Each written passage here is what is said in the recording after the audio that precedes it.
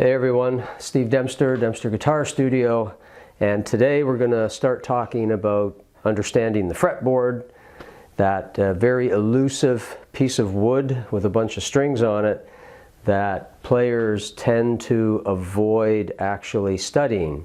So I want to get you off of that and into actually understanding what's going on the fretboard, and we're going to dig into that right after this.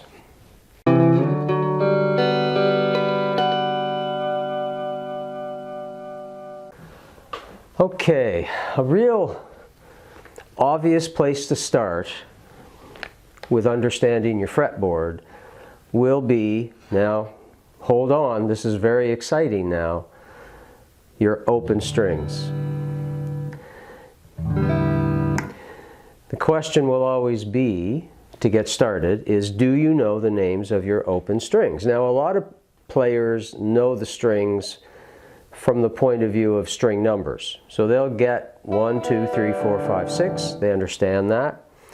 They'll get fret numbers, 1, 2, 3, 4, 5, 6, 7, on. And they'll get fingers.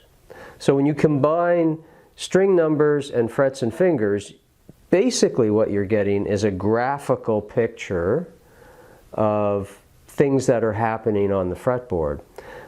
But the piece that's missing that allows you to sort of grow in a stepwise fashion, understanding how the guitar works and understanding how music works in general, is that knowledge of the notes that lay on the fretboard very often gets ignored for a very long period of time. It's not a good plan, and there's no reason, even if you're just starting out, there's absolutely no reason why you can't take some time out of practicing songs that you're working on to start to study the notes that are under your fingertips. And so what we want to look at today is, if we know the structure of our open strings, does that provide some insight or insights into other things you could learn about the fretboard pretty quickly? So that's what I want to talk about today. So the first part of this may be a review for a lot of you, or it may be absolutely new. Either way, I'm going to hit it because we got to start somewhere.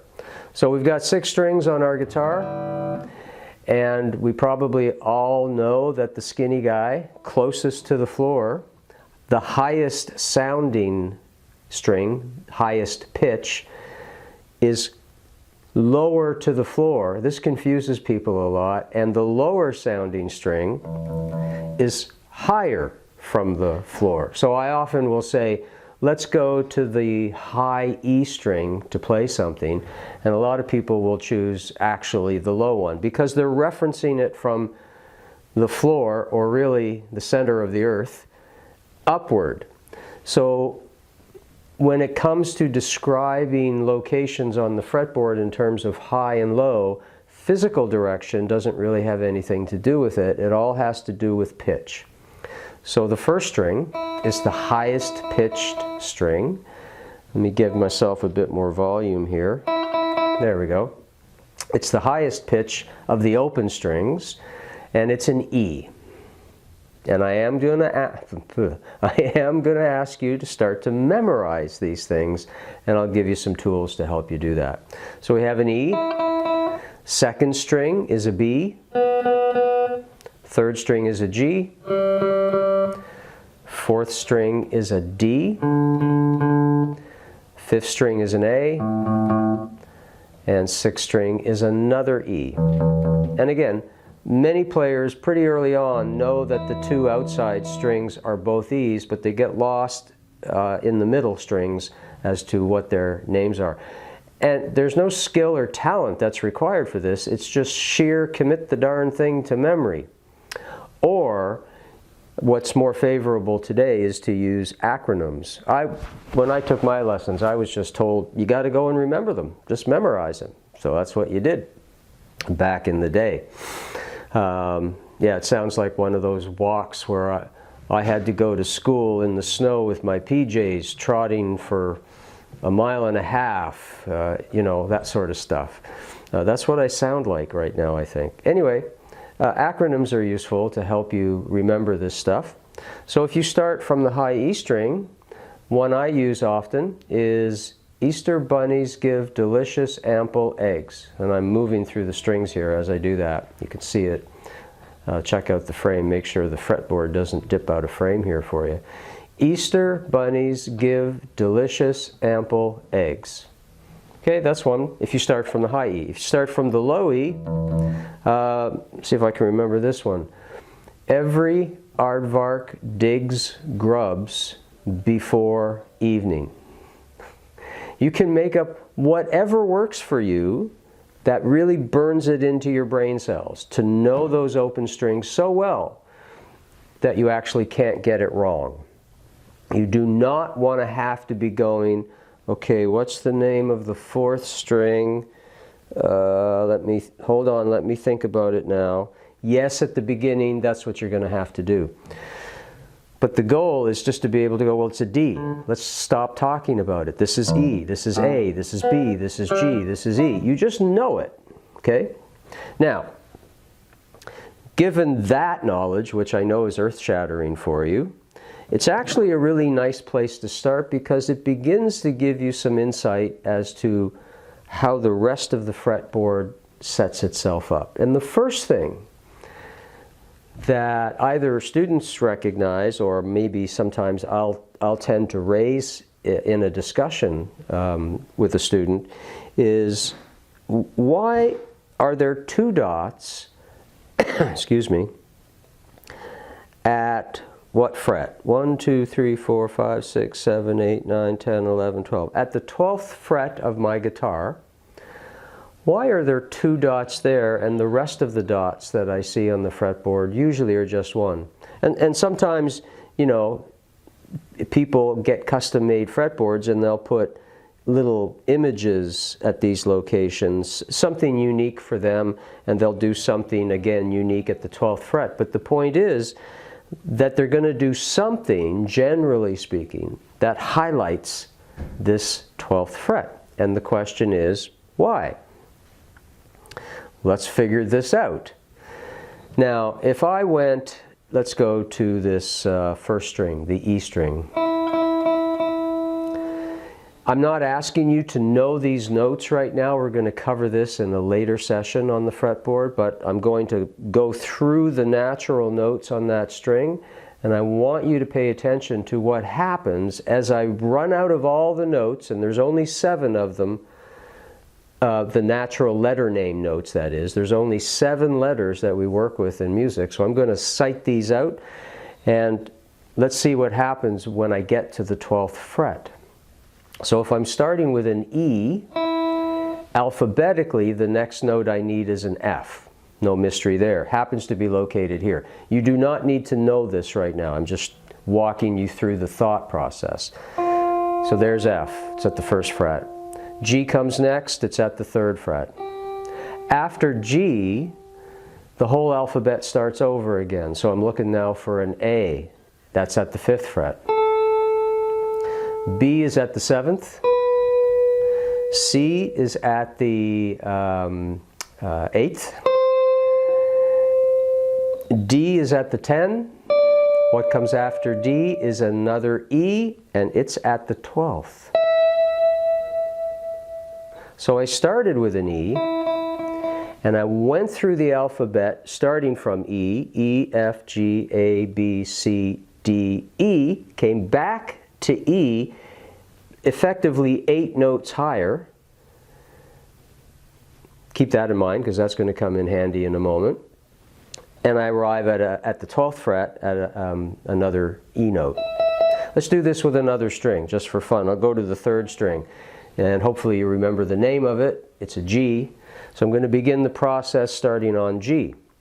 Again, don't worry about where the notes are located. That's not what we're talking about today. So we have G, A comes next, B, C, D, E, F, G at the 12th fret. G at the 12th fret. Started with a G, ended with a G. Do you see a pattern starting to unfold? If you know the names of your open strings. Automatically, you know all the names of the notes at the 12th fret of your guitar. 12 frets higher than the original note. Now let's take that idea and sort of transpose it, if you will. That might not be the best term to use, but I'm going to use it. I'm going to play this note. This is a C on the 2nd string, 1st fret. And if I go 12 frets higher than where it's located, I will arrive at another C higher in pitch, just like all the notes at the 12th fret were higher in pitch than the starting notes. Just to review that, those are both E notes. This guy sounds higher in pitch than the first note. And it's the same for each string.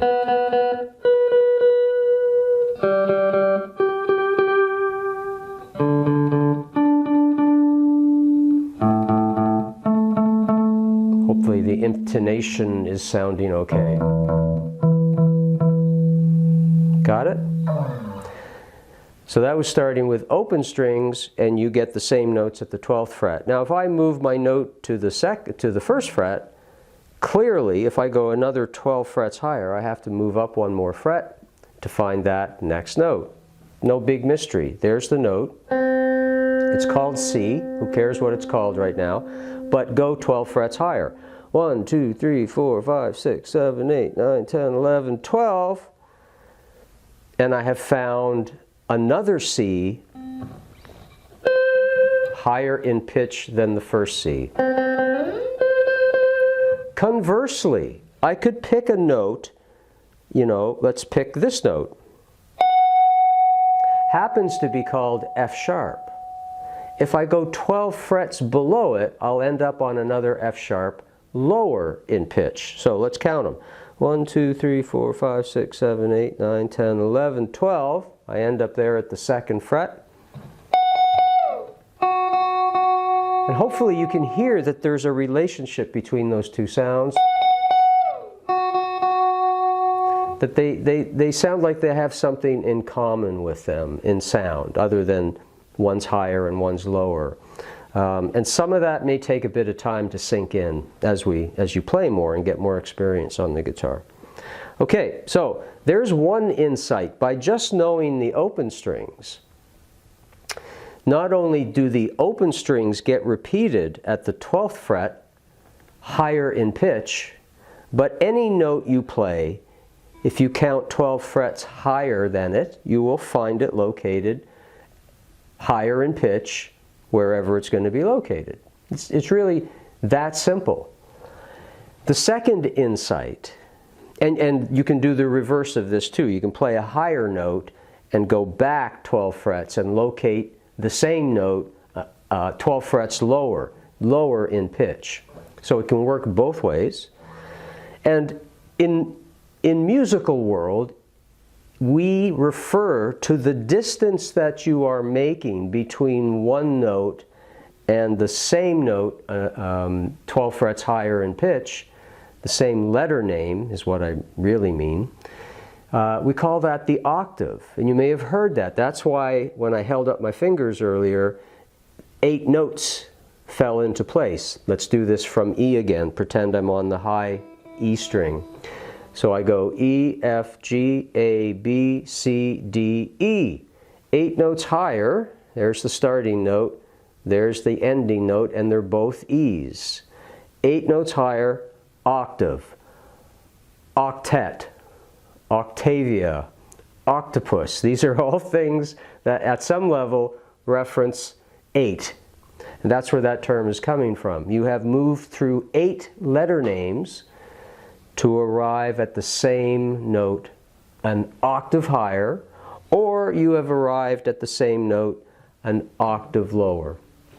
So that's the second insight I want you to have, that any note you play anywhere, you can locate its octave. In this case, this is a lower sounding note, so I'm going to find it higher here. I can simply count 12 frets up, not including the one I'm on, by the way. Don't start there. Just go up to the next fret and start your count. Go 1, 2, 3, 4, 5, 6, 7, 8, 9, 10, 11, 12. This note, whatever it's called, is being repeated here an octave higher. Let's listen to it.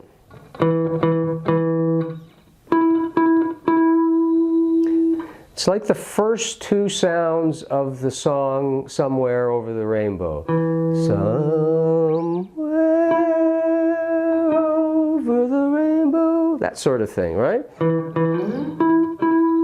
That's the sound of the octave. And you can easily find that now, just knowing that idea.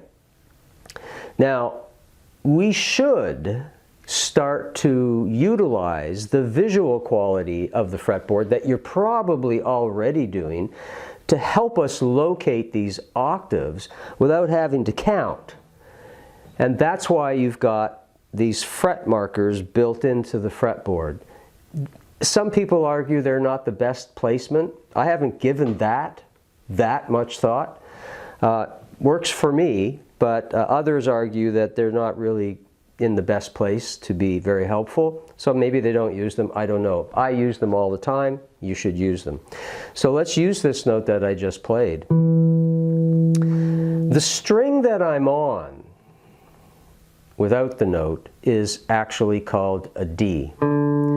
So the next note up the alphabet that I need is E, and this happens to be it. This is an E note at the 2nd fret. You don't have to remember that right now. Okay? What I want you to pay attention to is if you are at this note, the E, at the 2nd fret of that string, you could treat the open D string as if it were its own fret. There isn't a fret there, of course, but you could treat it that way. And what you would say to yourself is, from the open string, I went up 2 frets to find this next note in the alphabet. Okay, it's a lot to think about. You do not need to think about it right now. I'm setting you up for the point that I want to make. So, there's my starting point D, and over time I realized that the E note is always 2 frets up, so I go 1 fret, and then 2, and boom. Remember what I said earlier, is that when you know the names of the open strings, you know the names of the notes at the 12th fret. So in a sense, if I played the open D string as if it were a fret, I have my finger right behind the nut here, that's the same as me playing the D at the 12th fret. So the 12th fret becomes all that open stuff. It's just fretted now. Here it wasn't fretted, here it is. So I play a D at the 12th fret. No brainer so far. You already understand that. And I go 2 frets up from there. Just like I went 2 frets up from the open string, treating it like it was a fret. I know I'm talking a lot right now, but I really want you to get this. So if I treat that as if it's a fret, and then I go 2 frets higher, 1, 2, I can do exactly the same thing from the 12th fret. This time, however, I am fretting it. It is a fretted note, and I simply go 1, 2 frets higher, hopefully you can see that, and I'm at an E. So what I'm doing there is I'm taking advantage of the visual layout of the fretboard to help me locate the octave quicker. So I don't have to go, okay, that's an E, and then count 12. If you did that when you are playing live or something, it'll take you forever to do it, and you'll be behind in the song from the start. So what you want to look at is one thing, it's 2 frets up from the open D, or it's 2 frets up from the fretted D at the 12th fret. 1, 2 brings me to the 14th fret, and that's an E. And I can quickly calculate that visually. I do not need to count frets. That's an important skill to start cultivating. One other perspective. Not only could I count 2 frets up from the open D, but I could take advantage of the 3rd fret, which has a dot in it. On my guitar it does anyway. Not every guitar has one on the 3rd fret, but you could still see that it's at the 3rd fret.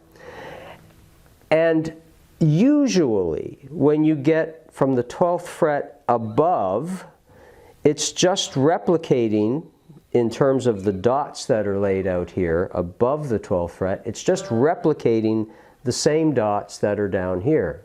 That's it. So if I play in the 2nd fret, and I know that there's a dot, the very first dot on my fretboard right next door, I can locate the very first dot that occurs after the 12th fret.